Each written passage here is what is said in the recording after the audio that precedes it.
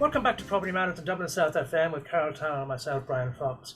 You can contact us on social media at iPropertyRadio or email hello@iPropertyRadio.com. We're now joined by James Benson of the Construction Industry Federation and the Irish Builders Association. James, you're welcome back to the show.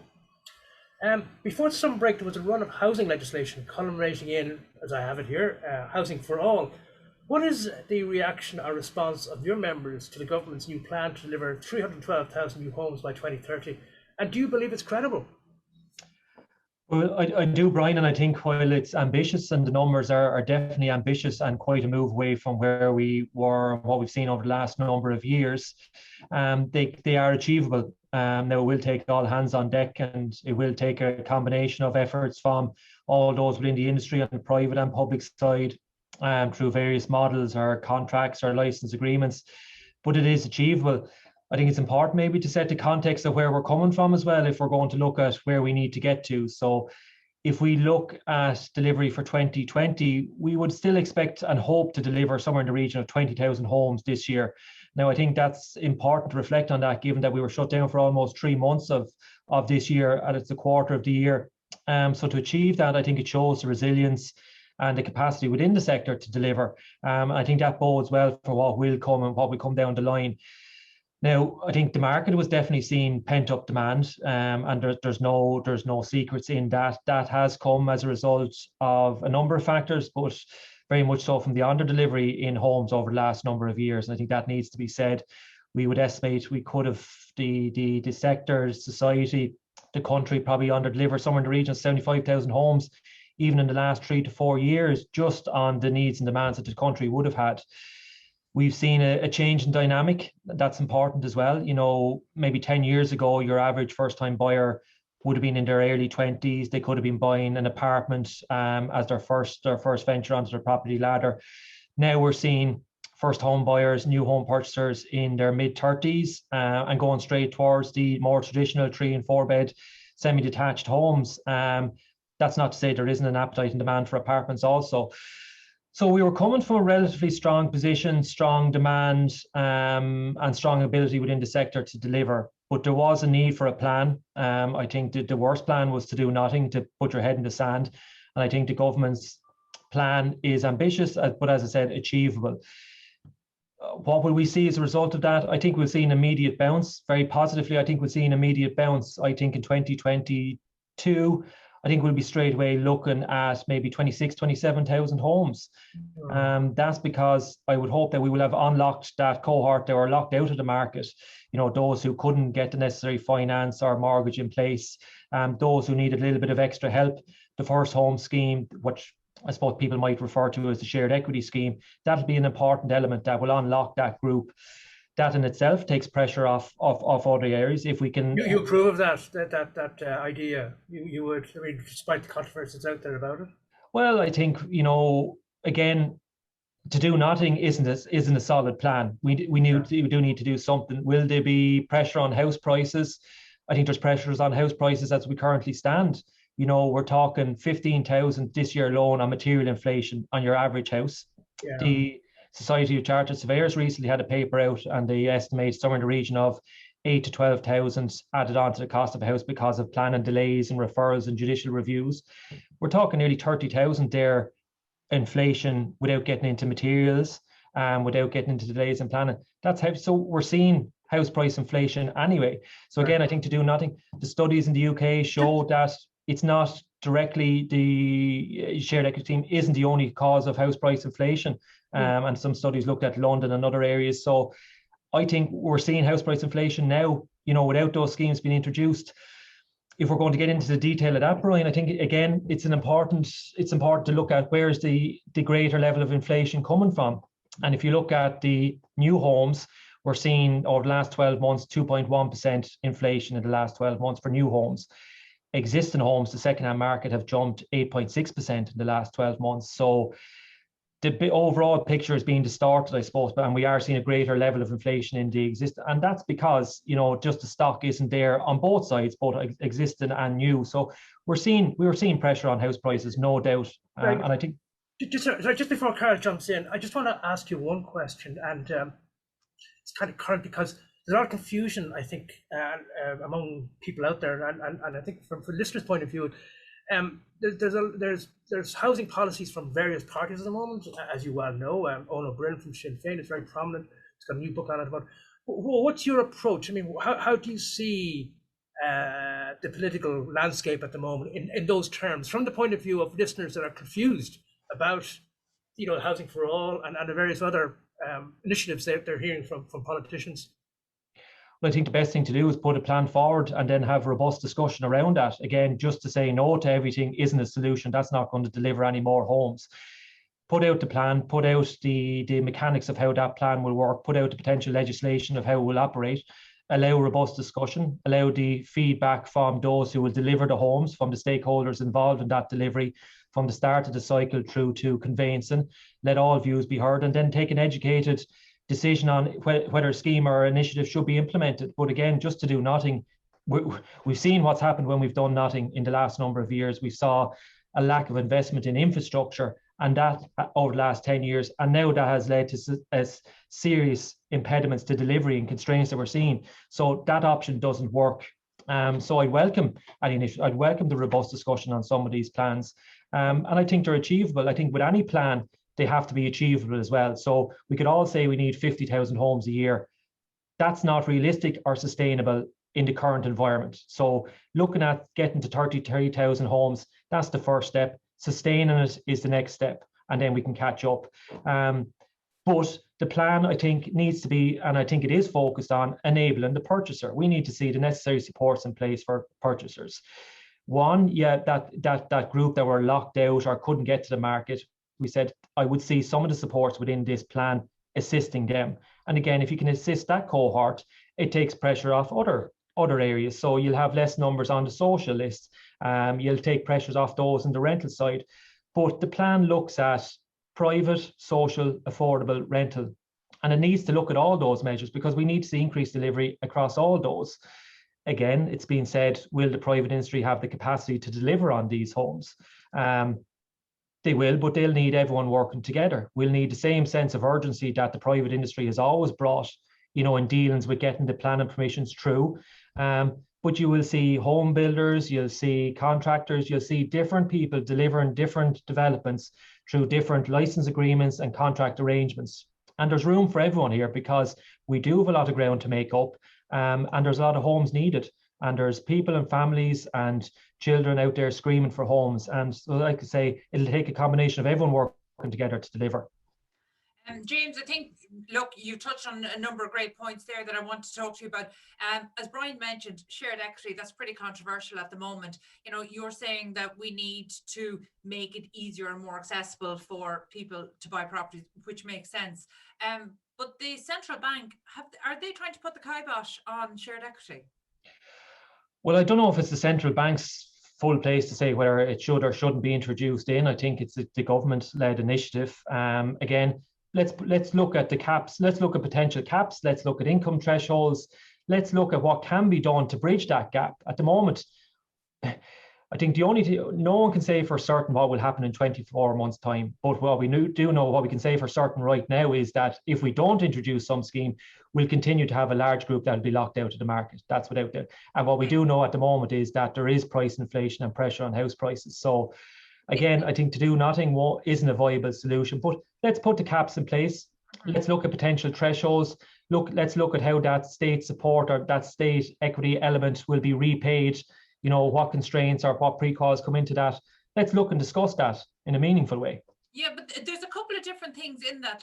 So just to return to the shared equity for a moment, it seems strange for the central bank to come out 10 days after Housing for All is announced to say it wasn't approved. It just seems like the wrong time to be coming out. If they have concerns, ought they have been raised earlier? The second one there, again, back to the central bank, comes around mortgage lending limits, the macroprudential rules. We know that the state itself doesn't abide by them. Through their local authority mortgages, we're looking at maybe 4.5 times income levels. So, do your members have a position on that? Because you've got the benefit of understanding what home builders are experiencing from not just the industry, but from consumers right around the country. 3.5 times the limit. Is that a bit of an arbitrary figure, or should that be changing based on the region that you're in? Well, I think no one is going to argue for, on prudent lending or on unsecured debt or debt that was going to put debt repayments that are going to put couples and single families into jeopardy or into in a difficult situation for repayments over the next number of years. I suppose our own position and the home builders' position is they're seeing the direct impact on the ground from people who want to buy homes. They're desperate to find homes, and they find a home that they want, but they can't secure the necessary mortgage. There's always going to be that discussion of whether it should be 3.5 or similar to the UK, where you're into the realms of 4.5. You have the loan to value incomes. All those things I think should be up for discussion. And again, we haven't seen real reform or change in the framework or the central bank rules. But one big area where we always see, and from the agents and from potential purchasers that are coming to our members on the ground, is where they just cannot see how they are repaying rents that would be far in excess per month, that would be far in excess of what their potential mortgage repayment would be. And they're doing that for 3, 4, 5 years. And that's not taken into account in the potential application. So we've said this for years, that the rental history, if someone can do it for a sustained period and it's well in excess of what their potential mortgage repayment is, surely they're demonstrating that they have the means. And the benefits that go with that, you've extra money that the balanced surplus that could be in savings or exchequer revenue or go back into the economy. I think the benefits are there, but we should be open, and the central bank and others, we would argue, should be open to having a robust discussion around that as well. You're preaching to the choir about that on this show. We've been long saying for the past almost 3 years that history needs to count. But one of the important things that we have seen, and I'm told by mortgage brokers actually, that this is being taken into consideration in some respects. We just haven't really seen how well that's reflected in mortgage applications. So maybe at an individual level, maybe it is playing a role, but we're not seeing it certainly. But one of the things, just while we have you for another few minutes, that I really want to talk about, you mentioned material. You also material costs and material inflation, and you also talked about pent-up demand. The headlines over the last 2-3 months have all focused on the inflation around construction materials. Pent-up demand. How do you marry the two? Because at the moment, we've had your colleagues in the CIF talk about some of the issues, particularly pertaining to schools and the delivery of fixed price contracts. But for the home builders, how are home builders impacted in terms of their current pipeline of work and these cost inflations? How is it impacting on them at the moment? Well, I suppose we completed a study within our own members back in May of this year, and the results were concerning. Ultimately, they came out and said there was roughly in the region of 12,000 to 15,000 material inflation for your average 95 square meter 3-bed semi-detached unit. Somewhere within that region, about 12,000 to 15,000. We've updated that, and we're compiling the results of it now again for September, and it's looking like that's increased by another 1,000 to 2,000. So we're up at 15,000 to 17,000. How our members are impacted by that depends on their point of time within their journey in the development. If they've contracts signed with purchasers, it means that that is coming out of the development figure. The bottom line, that's 15,000 is expected to be soaked up because the figure is done and agreed. If they're going out looking for funding, it makes it more difficult, because if they have a minimum of 10% margin that will be required from the domestic banks or whatever funding they have there, if you take your average house that could be potentially 300,000, you have a 50, and your margin then needs to be 30,000, you have 15,000 increase, your margins drop from 10 to 5%, which means you just won't get the funding. If it's added on to the price of a house, it puts further pressure on those who are trying to get a mortgage and already can't access the market. So unfortunately, depending on your point of contract, it's either expected to be soaked up by the home builder, which can make it difficult for future developments, and going, funding the planning and everything that goes along with, or else it's going to be borne by the purchaser and make it more difficult then for the access to the market. But it makes it very difficult, and I think it's the uncertainty. And to go back to your previous point around the central bank, it's been taken into account, and the rental history, and it's been taken into account on individual basis. But you need certainty in home building. So we just need certainty. We just need to know what's happening and what's in place. You know, again, mortgage approvals versus mortgage drawdowns, there's a different story depending on what stats you look at. So real information in real time and certainty goes a huge way. Some of the other elements of the publication of Housing for All looked at the Help to Buy in conjunction with the shared equity. And it does very much need to be in conjunction. Currently, the Help to Buy has only been extended for another year. We need to see that extended for 3, 4, 5 years, not just for home builders who need it to secure funding, but to give those confidence that they can save. They don't just have until 12 months to save the deposit, that they have 2 to 3 years to do it, you know, and it doesn't just push, it's just not another knockback. So materials is a big issue, but I think one of the earlier questions from Bryan, Carl, was about, you know, how achievable is Housing for All. I think it is, and a lot of the supports will support consumers and purchasers and help that affordability issue. But for ourselves, there's a big, I suppose, we are looking at the implementation of the plan. You know, you have to go back to the starting point for any development, and that's available land and activating the land. So is there enough land available in the country to deliver, whether it be public or private? Is the necessary infrastructure in place to activate that land, to bring it forward, whether it be water or wastewater or roads? There are 2 big hurdles to overcome before we can even get into the planning process, and even to talk about why we don't see the high level of commencements that we need because of the viability issues that are out there. Unfortunately, at the moment, we're seeing a large amount of dezoning in a lot of the counties around the country because of the constraints that are in place of the national policies that we need for compact urban growth, and they're very laudable.